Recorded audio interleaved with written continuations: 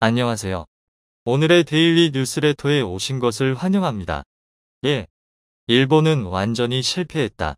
2. TSMC는 시장 점유율 40%를 잃었습니다. 3. 한국 도발자들이 대가를 치르다. 한번 진실을 알아봅시다. 루마니아 군 관계자들이 1월 31일 현대로템과 한화항공을 방문하여 현대로템의 K 전차 및 장갑차 공장과 한화항공의 K9화포 및 레드백 아이프 공장을 둘러보았습니다. 지난해 12월 루마니아 총리 니콜라이 추카가 6명의 장관과 함께 한국을 방문하여 양국 방위 산업의 양국 간 협력을 논의했습니다. 루마니아 대통령 클라우스 조하니스도 한국을 방문할 예정이며 이번 방문에서 양국 간 논의가 확대될 것으로 예상됩니다. 전문가들은 루마니아가 한화항공의 탄약뿐만 아니라 퍼포와 전차에도 관심이 있다고 말합니다. 루마니아는 수입 탄약에 완전히 의존하고 있으며 의존성을 제거하려는 계획입니다. 라고 그는 말하며 한화항공은 파트너로서 자체 생산에 참여할 것으로 예상됩니다. 라고 덧붙였습니다. 이를 뒷받침해주는 근거는 또 있습니다. 루마니아의 안보 상황 역시 최근 20조 원 규모의 한국산 무기 도입을 결정한 폴란드만큼이나 위태롭기 때문입니다. 뿐만 아니라 K2 전차 공장 건설 이야기가 나왔던 이집트에서도 K2 도입에 대한 논의가 활발히 진행되고 있습니다. 또 다른 자료도 있습니다. 지난 8월 11일에는 노르웨이 국방장관이 K2 전차는 우수한 전차라며 노르웨이가 도입할 100대의 차기 전차를 한국의 K2로 선정할 수 있음을 암시했습니다. 만약 정말 계약이 성사된다면 한국이 전차 강국 독일을 수출 물량을 꺾게 되는데요. 지금까지 언급된 모든 국가에 수출될 물량과 한국에서 추가 양산될 K2 전차를 합치면 K2 전차의 총 생산량은 최대 무려 2000대까지 불어납니다. 세계 방산무기 제조 강국민 독일을 꺾는다는 것은 그 의미가 그만큼 남다른데요. 70년 전 한국 전쟁에서 단 한 대의 전차가 없어 북한에 멸망할 뻔했던 대한민국이 세계 최고의 전차를 생산하고 수출하는 국가가 된다는 것입니다. 하지만 한국이 아직도 갈 길이 멀다는 비판도 있습니다. K2에 적용된 여러 체계가 객관적으로 봐도 세계 최고 수준인 것은 사실이지만 완벽하다고 하기에는 부족한 점이 많다는 것입니다.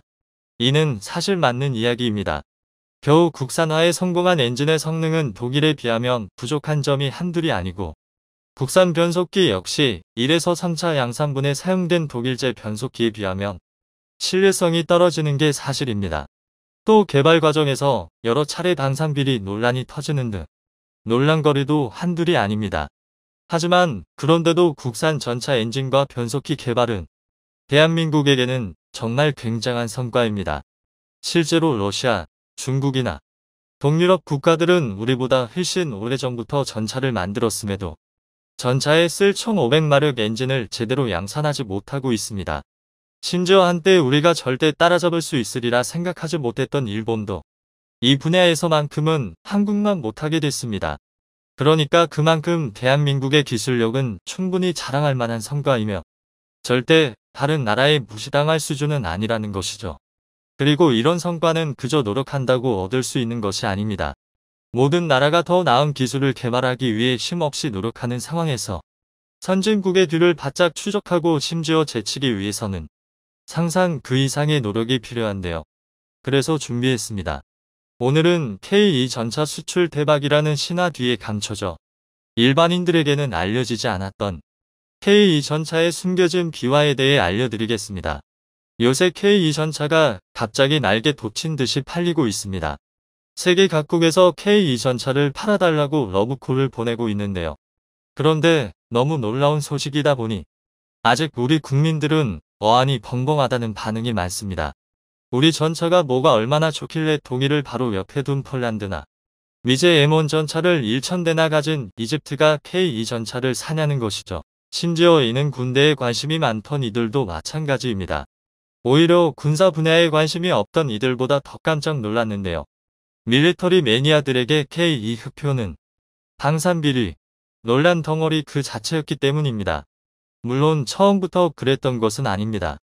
K2 전차가 최초로 공개됐을 당시만 하더라도 국내의 반응은 굉장히 뜨거웠습니다. 세계 최대의 전차 생산국 러시아로부터 전수된 첨단 능동방어 체계, 우리 힘으로 개발한 복합장갑 탑 개량형, 유기압식 현수장치 ISU를 이용한 폭각 조정, 첨단 센서와 네트워크 장비 등 당대 최고의 전차라 하기에 부족함이 없었기 때문입니다. 하지만 이 환호는 얼마 지나지 않아 비난과 조롱으로 바뀌었습니다. 그 이유는 완벽해 보였던 K2의 여러 결함이 드러났기 때문입니다. 예를 들어 능동방어 체계는 알고 보니 주변 인명을 살상할 수 있는 매우 위험한 반쪽짜리 방어 체계였고, 전차의 핵심인 파워팩 개발이 지연되면서 전력화가 끝도 없이 지연됐습니다. 이 중에서 파워팩 문제가 가장 심각했는데요. 파워팩은 엔진과 변속기를 하나로 합친 전차의 심장입니다.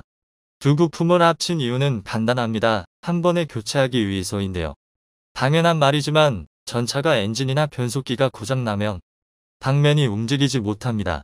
그런데 일반인들이 생각하는 것과 달리 육중한 전차의 엔진과 변속기는 정밀 부품으로 의외로 쉽게 고장이 나기 일쑤입니다.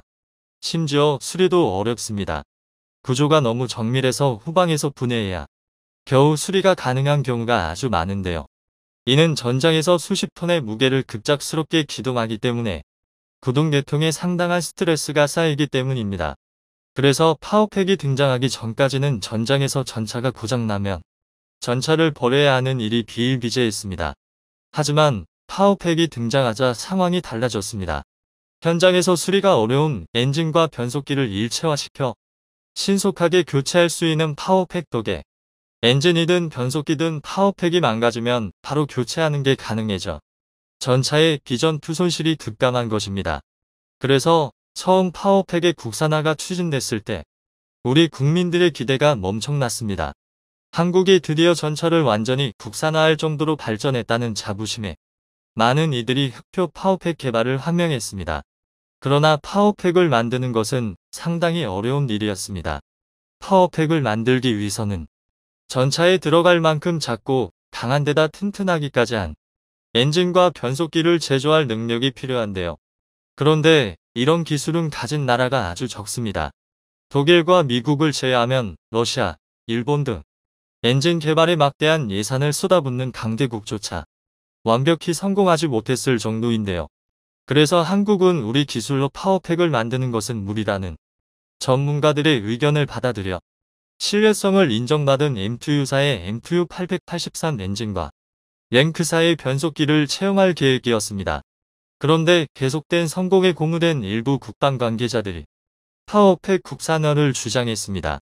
지금 개발하지 않는다면 적처를 메울 수 없을 것이라는 게 이들의 입장이었는데요. 이에 대응해 국산화 반대론자들은 아직 우리 기술이 성숙하지 않았으니 차근차근 단계를 밟아야 한다고 주장했습니다. 그 근거로 일본을 예시로 들었는데요. 일본은 우리보다 훨씬 먼저 파워팩 국산화를 추진했습니다.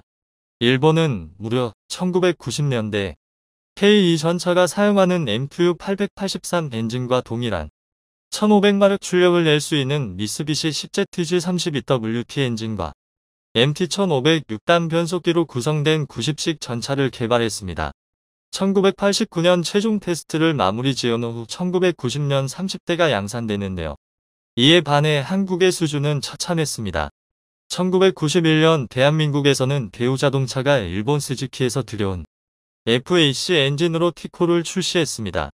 FAC의 최고 출력은 41마력이었습니다. 그나마 현대가 1991년 5월 자연 흡기 92마력, 터보차저 129마력 민 최초의 국산 엔진 알파 엔진을 제작했으나 1500마력 엔진에는 비할 바가 아니었습니다. 이런 적차를 불과 20년 만에 따라잡는 것은 누가 보아도 힘들어 보였습니다. 하지만 그런데도 전차 엔진의 국산화는 강행됐습니다. 전차, 장갑차, 자주포 등 국산 무기의 핵심 부품인 파워팩을 만들 수 없다면 수출은커녕 전시에 필요한 부품을 수급하는 것조차 쉽지 않을 것이라는 의견에 힘이 실리면서 국산화가 결정된 것입니다. 하지만 세계 그 누구도 한국이 일본을 이길 수 있으리라 생각하지 않았습니다. 그런데 놀랍게도 결과는 한국의 대역전이었습니다. 일례로 한국이 K2 흑표용으로 개발한 DV27K 엔진은 사행정 디젤 엔진입니다. 사행정 디젤 엔진은 엔진 효율이 우수해 적은 연료로도 높은 출력을 낼 수 있습니다. 다만 구조가 복잡하고 배기량이 크지 않아 출력을 내기가 어려웠는데요. 한마디로 일단 만들면 성능은 좋지만 고출력으로 제작하는 게 아주 어렵다는 것입니다. 반면 일본의 90식 전차의 1500마력 엔진은 이행정 디젤 엔진입니다. 이 엔진은 구조가 단순해 출력을 올리기 쉽고 구조가 단순한 만큼 엔진 무게가 가벼워 개발이 쉽습니다. 하지만 효율이 높지 않고 연료 소모가 아주 큽니다. 이 때문에 90식 전차의 연비는 무려 km당 3리터입니다. 그러니까 1리터로 330m 정도를 갈 수 있다는 것인데요. 이에 비해 한국의 DV27K 엔진은 사행정 구조 덕에 1리터로 훨씬 많은 거리를 이동할 수 있습니다. 또 사행정 구조에 더해 연비에 좋은 롱스트로크 방식을 채택했습니다. 그런데 문제가 있습니다. 이는 어디까지나 일본과의 비교라는 것입니다. 일본 역시 전차 개발에서는 후발주자이며 우리 엔진의 경쟁 상대가 K21차 양산분에 들어간 독일제 전차라는 것을 고려하면 아직 국산 엔진은 갈 길이 멀었습니다. 이는 개발사만 봐도 알 수 있는데요. 2005년 4월 파워팩 국산화가 결정됐고 본격적인 개발이 추진됐습니다. 하지만 막상 개발이 시작되자 문제가 생겼습니다.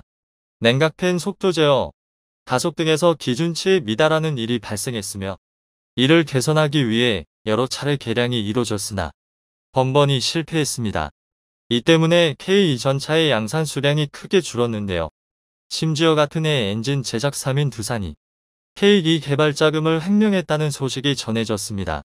그런데 여기서 우리 국민들을 더욱 경악하게 만든 건 당시 개발 당사자는 어차피 실패할 사업이라 생각하고 전차 개발 자금을 빼돌려 중장비용 엔진을 개발했다는 것입니다.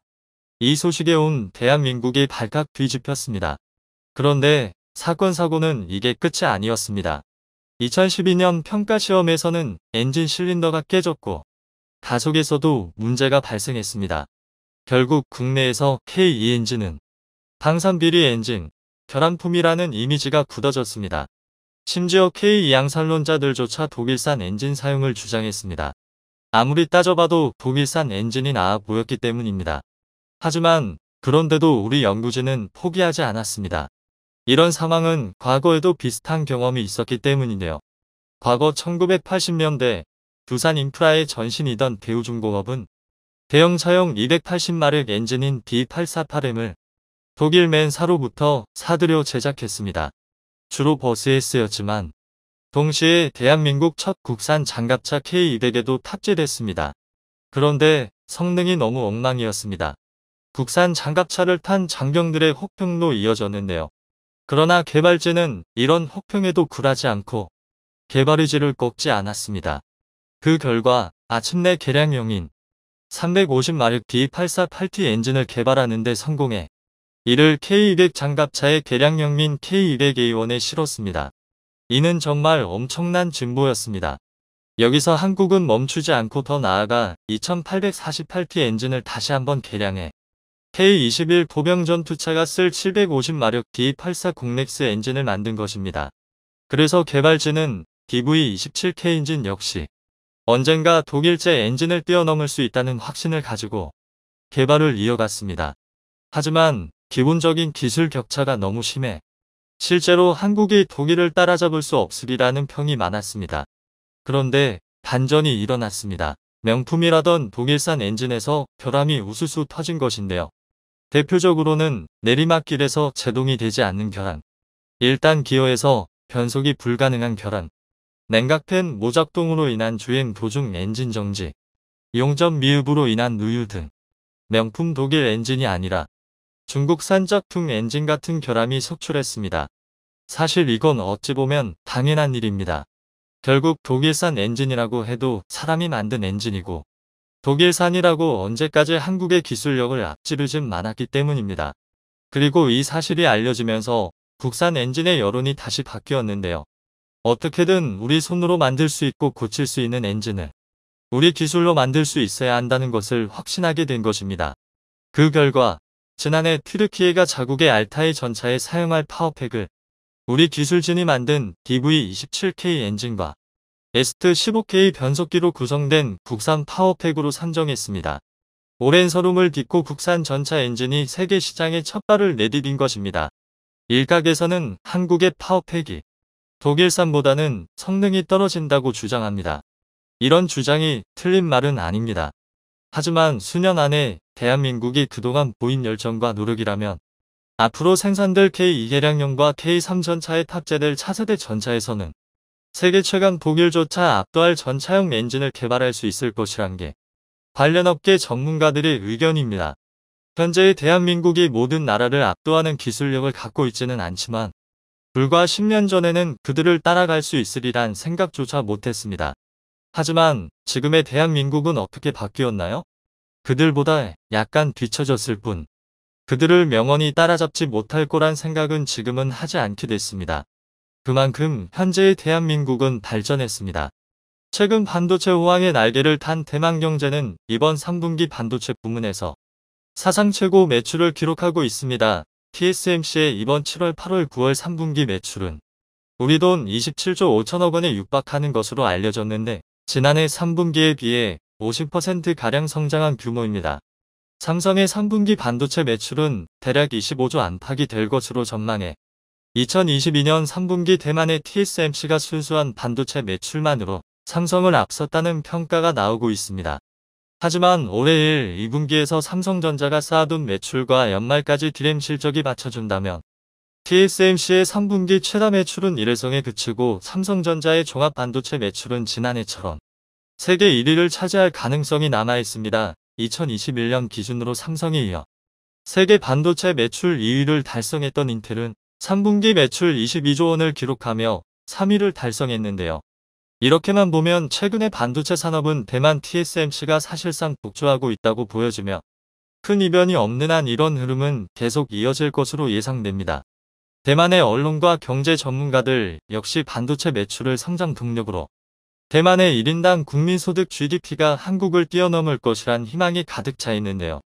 하지만 최근 미국의 중국을 향한 반도체 제재가 한층 더 높아지는 수준이 되자 대만은 완전히 비상이 걸린 상황입니다. 지난 트럼프 대통령 시절부터 미국은 중국을 향해 반도체 제재를 해오며 새롭게 추가할 제재가 있을까 싶을 정도로 강력한 제재를 실시해왔지만 이제는 미국 자국 기업의 매출은 물론 중국과 경제적 교류를 많이 하는 동맹국들의 반도체 매출에 영향을 줄 정도로 대중 견제를 강화하고 있는 상황입니다. 그런데 미국의 이번 결정에 가장 큰 피해를 보는 곳은 다름 아닌 대만의 반도체 기업들이 된다는 우려가 나오는 상황이며 이는 즉각적으로 대만의 주식시장 흐름에도 반영되고 있습니다. 얼마 전 미국의 인플레이션 방지 법안으로 한국산 전기차가 가장 큰 영향을 받게 되던 상황에 대만에선 경쟁국인 한국의 경제가 안 좋은 영향을 받게 될 것을 집중적으로 보도했습니다.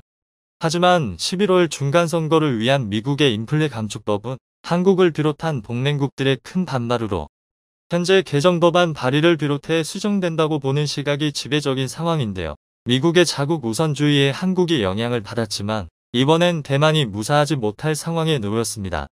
그런데 한국과의 차이점이 있다면 이번 건은 미국 자국 우선주의가 아니라 미국의 기업들도 손해를 보면서까지 중국의 반도체 발전을 막는다는 점에서 국가의 미래를 걸고 하는 치킨게임 성격이 강한데요. 한국 시간 10월 8일 미국 상무부에선 중국의 반도체 생산기업에 납품되는 반도체 장비의 소재 등 반도체 생산에 필수적인 모든 부속품에 대한 수출을 금지하는 통제 조치를 발표했습니다. 지난 인플레이션 감축법과 크게 다른 점은 이번 조치는 미국 정부가 한국과 대만 등 반도체 분야에서 강점을 보이는 동맹국들과 긴밀한 협의를 거치고서 결정된 정책인데요. 이번 조치의 핵심은 미국의 특허와 장비를 사용하는 모든 기업이 중국에게 첨단 기술이 적용된 장비와 소재 등 반도체 생산에 이용될 수 있는 분야를 수출하는 경우 미국 정부의 허가를 받아야 한다는 내용이며 중국 기업에겐 정부 추정의 원칙이 적용되어 사실상 중국으로 가는 모든 첨단 기술 공급이 차단될 상황에 놓였습니다.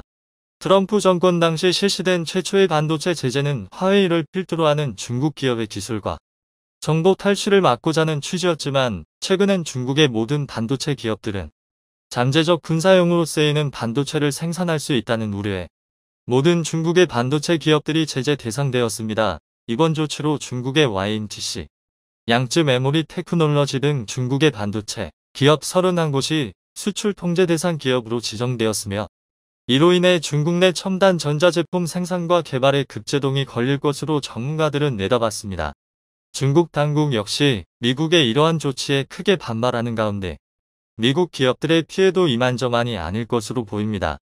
중국의 AI 인공지능형 그래픽 반도체를 수출하던 엔비디아와 AMD 등 미국 기업은 기본 수억 달러의 매출 감소가 예상되고 있는데요. 미국 정부의 입장은 자국 기업이 손해를 보더라도 중국 첨단 기술을 제재할 필요가 있다는 것입니다. 그런데 미국의 이번 조치에 직격탄을 맞는 곳은 다름 아닌 대만의 반도체 기업이 될 수밖에 없는 이유가 있는데요. 정치적으로는 누구보다 반중적인 정서를 띄우던 대만의 경제는 중국에게 완전히 종속된 경제 구조를 보이고 있습니다. 지난해 기준으로 대만의 수출 비중은 중국이 42%에 달하며 1위를 차지했고 미국에 대한 수출 비중은 15%에 불과했습니다. 대만 대부분의 수출 품목은 전자제품과 반도체에 있다는 점에서 중국의 대만 경제 영향력은 미국보다 3배 이상 강력한 상황입니다. 대만은 작년에 1900억 달러를 중국에 수출했으며 이 가운데 1200억 달러가량이 반도체와 전자부품, 그리고 반도체 생산 장비에 사용되는 광학 장비였습니다. 대만이 중국에 수출한 1900억 달러는 우리 돈으로 무려 270조 원이며 대만의 전체 수출 비중에서 40%가량을 차지합니다. 한국 역시 중국에게 많은 반도체를 수출하지만 대만이 중국에 수출하는 반도체와 한국이 중국에 수출하는 반도체는 구조적으로 큰 차이가 있습니다. 한국의 경우는 DRAM과 낸드 플래시 등 메모리 반도체가 수출의 대부분을 차지하고 있지만 대만의 경우는 주로 두뇌 역할을 하는 CPU 중앙 처리 장치 위주로 생산하여 납품합니다. 한국이 판매하는 메모리 반도체의 경우는 정보 저장 위주의 반도체이기에 중국의 첨단 산업 발전에는 별다른 영향을 주지 못하지만 대만은 중국의 주문을 받아 고성능 중앙 처리 장치를 만들어 공급하기에 중국의 반도체 굴기에 핵심적인 역할을 해왔습니다. 게다가 중국 내 한국의 반도체 공정은 기술 유출의 우려로 최신 공정을 적용하지 않고 있습니다. 철저하게 중국 내수용으로 필요한 수준만큼 생산하고 판매하며 중국 반도체 굴기와는 거리가 먼 공정이지만 대만 파운드리의 경우는 중국의 주문으로 생산해 납품하는 것 자체가 첨단 장비와 기업에 탑재되어 반도체 굴기에 도움을 주게 된다는 우려가 있습니다. 이번 일로 대만은 진퇴양난의 상황에 놓였다는 분석이 나오고 있습니다. 중국의 군사 정치적 위협에 미국과의 관계를 더욱 확립해 나가야 하지만 정작 미국은 대만의 경제를 책임지지는 않고 있습니다. 대표적으로 대만의 미국 수출 금액은 650억 달러이지만 동남아시아 수출 금액은 700억 달러입니다. 미국에 수출하는 규모가 중국에 비해 한참 못 미치는 것은 물론이고 동남아 수출 금액보다 많이 부족한 현실입니다. 이렇기에 대만은 군사 정치는 미국, 경제는 중국과 함께하는 이중 전략을 취해왔는데요. 미국의 반도체 수출 제한으로 인해 대만의 이런 전략에도 끝이 보일 것이란 전망이 나옵니다. 대만의 대표적인 첨단기업 폭스콘 역시 중국의 세계 최대 공장을 운영하면서 추가적인 공장 건설은 물론 중국 반도체 굴기의 상징인 치마 유니그룹에 비밀리에 1조 원 이상 투자를 결정하는 등 중국과의 경제교류를 지속적으로 확대하고 있습니다. 폭스콘의 칭화유니 투자에 놀란 대만 당국은 미국과의 관계를 고려해 중국 내 반도체 투자를 허용하지 않겠다는 입장을 내놓을 정도이며 대만 TSMC 역시 중국 내 늘어나는 전기차 수요를 놓치지 않기 위해 28나노급 차량용 반도체 공장을 신설한다는 계획을 가지고 있습니다. 해당 투자엔 3조 원이라는 막대한 금액이 투입되는데 연일 중국과 대만이 갈등을 빚는 것처럼 보이지만 사실상 경제 공동체라는 생각이 들 정도로 대만과 중국은 경제적으로 가까운 사이입니다. 이번에 대거 수출 제한 기업으로 등록된 중국의 첨단 기업들은 대부분 대만에서 반도체 소재와 장비를 납품받고 있습니다. 일본의 반도체 소재 기업들이 대만 공장에서 생산한 소재와 TSMC와 폭스콘을 위주로 납품하던 품질과 기술력이 검증된 대만의 반도체 장비 업체들이 중국 정부의 지원을 받은 신생 중국 반도체 업체들에게 막대한 소재와 장비를 공급하고 있었기 때문입니다.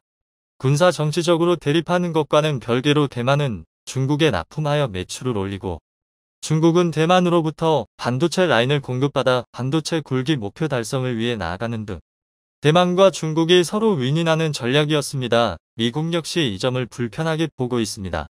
연일 대만은 러우 상황처럼 대만에게도 비슷한 상황이 생기면 대만의 반도체를 공급받는 전 세계가 나서서 도와줄 것이란 기대를 하고 있지만 정작 대만은 중국의 첨단 반도체 장비를 공급하여 중국의 군사용 반도체를 마련을 위한 작업에 협조하는 단계로 보여진다는 것입니다. 대만에서는 이제 미중 양국에서 이익을 취하던 시대는 지났다는 진단이 나오며 둘 중 한 곳을 선택해야 한다는 여론이 나오고 있습니다. 한국의 경우는 인플레이션 감축 법안 일하 법안이 한국과 미국 둘만의 이해관계가 걸려있어 상대적으로 해결이 쉽고 단순하지만 이번에 대중 반도체 수출 제한은 미국이 자국 기업의 피해를 감수하면서까지 중국의 반도체 산업을 완전히 말리려는 결단으로 중국 반도체와 가장 긴밀한 협력 관계를 맺고 있던 대만의 반도체 소재 장비 기업들이 가장 큰 타격을 받는 것은 물론이고 이라 법안의 부조리한 부분이 해결될 실마리가 남아있는 것과는 다르게 중국과의 마찰은 해결될 가능성이 없기에 중장기적으로 대만의 경제가 큰 타격을 받는다는 것은 기정사실인 상황입니다. 이번 조치에 중국에게 GDP 40%를 의존하던 대만은 큰 하락을 맞이할 상황이고 한국의 1인당 국민소득 GDP를 넘겠다던 계획에도 큰 차질이 생길 것이란 전망이 나옵니다. 글로벌 신용평가 기관들은 미국의 이번 결정에 대만의 예상 수출을 조정하고 있을 정도로 대만 경제에 큰 타격이 가는 것은 확실시되는 것으로 보입니다. 최근 글로벌 기술 패권 경쟁이 가속화되며 어떤 기술을 가지고 있느냐에 따라 국력이 다르게 평가받는 상황이 나오고 있습니다. 현재 국제사회의 제재를 받는 러시아는 해외 제조기업들이 전부 철수하며 국민 삶의 필수적인 공산품의 공급마저 위태로운 상황입니다. 대표적으로 자동차의 경우 러시아 기업이 스스로 자급자족하겠다며 겨우겨우 공장을 가동하고 있지만 필수 소재의 공급난으로 인해 브레이크 제동을 도와주는 ABS 장치와 안전에 필수적인 에어백마저 탑재되지 않은 80년대식 자동차들이 생산되고 있어 놀라움을 주고 있습니다. 반도체 트랜지스터 자급률이 1%도 안 되는 러시아에서 생산되는 상당수의 자동차들은 길 찾는 데 필수적인 내비게이션은 커녕 라디오마저 잡히지 않는 황당한 자동차들이 출고되고 있습니다. 반면 한국의 경우는 내연기관 자동차 부품의 자급률이 95%에 육박해 어떤 상황에서도 안정적인 공급이 가능한 상황입니다. 전기차 생산 역시 88% 수준의 부품 자급률을 달성했으며 2025년까지 95% 이상의 안정적인 공급이 제조업체들의 목표라고 알려져 있습니다. 해외 업체들이 전부 철수한 러시아는 한국의 제조업체들을 향해 제발 철수하지 말라며 애원하고 있는 상황입니다. 러시아의 산업부 장관은 한국의 스마트폰과 자동차는 자국 내 점유율 1위라며 국민 생활에 필수적인 기업들인 만큼 러시아에 남아 생산을 지속해달라고 공식적인 부탁까지 했을 정도입니다. 제조업만큼이나 중요한 에너지 기술 역시 최근 들어 중요도가 급부상하고 있습니다. 석유와 천연가스를 전략자 산화한 러시아 당국이 유럽연합을 상대로 에너지 공급을 끊겠다 엄포를 놓자 국제에너지 가격이 요동치는 등 그동안 에너지 자립을 이뤄내지 못한 유럽은 큰 수업료를 치르고 있는 현실입니다. 이에 유럽에서는 스스로 에너지 독립을 이뤄내고자 연구 개발을 중단했던 원자력 프로젝트를 다시 꺼내든 상황입니다. 유럽의회에선 원자력 기술에 대해 그린 텍소노미 즉 친환경 에너지 인증을 달아주기 시작하며 유럽연합의 지원금까지 투입 원자력 기술 연구 개발에 나선 상황입니다. 여기에 원자력 발전소 도입을 앞두고 있는 폴란드와 체코에선 최대 50조짜리 원전 프로젝트에 한국 원전을 최종 후보에 올리는 등 한국의 기술력이 또다시 전 세계에서 인정받게 될지 여부에 많은 사람들이 주목하고 있는 상황입니다. 그런데 동유럽 원전 사업뿐만 아니라 세계 최대 산유국 중 하나인 사우디아라비아에서도 한국에게 원전 건설 계획과 견적을 요청하면서 이기에 신규 원전을 건설했다는 의사를 보내왔습니다. 사우디에선 대한민국의 첫 번째 원전 수출이자 중동 지역 최초의 원전 건설 사례인 UAE 아랍에미리트 바라카 원전의 성공적인 수주와 높은 안정성 그리고 장기 운영에 적합한 내구도 등 다양한 요인을 긍정적으로 파악한 것으로 보입니다. 여기에 영국까지 나서서 한국에 원전을 도입할지 여부를 검토하고 있어 현재 세계적으로 가장 뜨거운 원전 시장 4곳을 한국이 싹쓸이 수주를 하게 될지 여부에 대해 굉장한 관심이 쏠리고 있습니다. 그런데 한국이 이렇게 세계 시장에서 주목을 받게 되자 뜬금없이 미국이 숟가락을 얹으려는 상황인데요. 최근 한국을 방문해 정상회담을 진행한 바이든 대통령은 한국과의 기술 동맹을 천명하며 반도체를 비롯한 원자력 발전 등 최첨단 산업 분야에서 기술적인 동맹을 강화하자는 의견을 냈습니다. 그런데 한국과 기술 동맹을 맺으며 해외 원전 시장 공동 수주를 협력하겠다던 미국의 웨스팅하우스 측은 한국이 받아들이기 어려운 제안을 제시해 한미 양국의 기술 동맹 선언은 결국 불발되었습니다. 업계 관계자들의 말에 따르면 미국 웨스팅하우스의 일방적인 통보로 인해 공동선언문 행사는 취소되었다고 전하며 미국에서 한국에게 원전 사업에 하청을 맡도록 하는 협력안을 제시했고 한국이 미국의 제안을 거절하며 공동선언문 발표가 취소되었다는 전망이 나오고 있습니다. 미국의 주장대로라면 자신들이 가장 많은 이윤을 창출할 수 있는 원자로 설계를 맡고 한국은 단순한 시공과 원전 부품을 납품하는 수준에 그치는 등 완벽한 본청과 하청의 관계가 되어야 한다는 뜻입니다. 하지만 이런 식의 협력이라면 한미 정상이 합의한 기술 동맹에 의미가 없으며 한국도 미국과 협력할 이유가 없다는 뜻입니다. 미국이 한국의 원자력 기술을 낮게 보는 이유가 있습니다. 1886년 설립된 미국의 웨스팅하우스는 신원자력 원천 기술을 보유하고 있으며 세계에서 원자력 관련 특허를 가장 많이 보유하고 있습니다. 이어서 1960년대 한국에게 원자력 기술을 지원해주며 대한민국의 첫 번째 상업용 원전인 고리 1호기를 웨스팅하우스의 기술로 건설한 역사가 있습니다. 이처럼 한국 원자력 기술의 뿌리는 자신들이라며 은근히 한국의 기술력을 낮게 보는 인식이 깔려있는 것입니다. 하지만 콧대놓던 웨스팅하우스의 현재 상황은 처참하다 못해 회사가 공중 분해되기 직전인 상황입니다. 문어발식으로 사업을 확장하던 웨스팅하우스는 원전 설계와 기술력은 세계 최고였지만 설계대로 시공하는 시공 능력이 부족하며 수많은 원전 건설을 앞기 일에 끝내지 못하게 되었고 그 결과 공사가 길어지면 길어질수록 천문학적인 고정 지출이 발생하게 되어 막대한 손해를 보게 됐습니다. 이런 악순환의 반복으로 세계에서 가장 많은 원자력 발전소를 건설한 웨스팅하우스는 심각한 경영난을 맞이해 2006년엔 도시바에게 팔리게 됩니다. 도시바에게 팔린 웨스팅하우스는 원전 사업에서 지속적인 적자를 내며 단기간에 누적 손실 7조 원을 기록하는 등 사상 최악의 부실 기업으로 등극했습니다. 이 과정에서 도시바 측은 웨스팅하우스의 부진을 조작하려 손실을 감추고 매출과 이익을 부풀리는 분식 회계를 저질렀는데 이로 인해 웨스팅하우스와 일본 기업의 신뢰도는 국제사회에서 완전히 추락하게 되는 계기가 되었으며 기업이 공중분해되는 계기가 됩니다. 이렇게 과거의 명성과 특허 개수 말고는 이빨 빠진 호랑이인 웨스팅하우스는 한국의 원자력 사업을 자신이 키워줬다며 최근의 원자력 기술 동맹 협상에서도 한국보다 우위에 있기 위한 신경전을 벌이고 있는 상황입니다. 웨스팅하우스 측에서 한국을 무시하는 태도로 나오자 한국도 이제는 세계 시장에서 인정받는 세계적인 기술력을 확보했다며 웨스팅하우스와의 협력은 필요 없고 기술 동맹도 엎어버리겠다는 식의 강경한 조치를 하자 웨스팅하우스에서 굽히고 들어온 상황입니다. 최근 전세계 원전 시장에서 가장 주목을 받는 한국이기에 한국과 협력을 일궈내야 자신들도 해외 사업 수주에서 조금이라도 얻어갈 게 있기 때문입니다. 이에 공동선언문을 거부했던 웨스팅하우스는 불과 몇 시간 만에 입장을 바꾸고 한국과 해외 원전 시장 공동 진출을 위한 협력을 하겠다며 한미 기술 동맹을 구체화하자고 약속했습니다.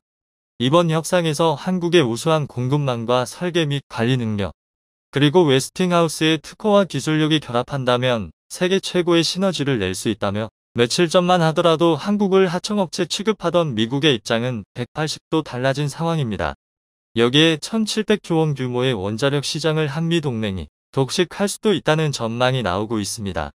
대형 원전 시장은 영국, 폴란드, 체코를 비롯해 세계에서 가장 많은 석유를 생산하는 사우디마저 원자력 발전소를 짓겠다고 한국에 제안할 만큼 잠재 가치가 굉장히 높은 시장입니다.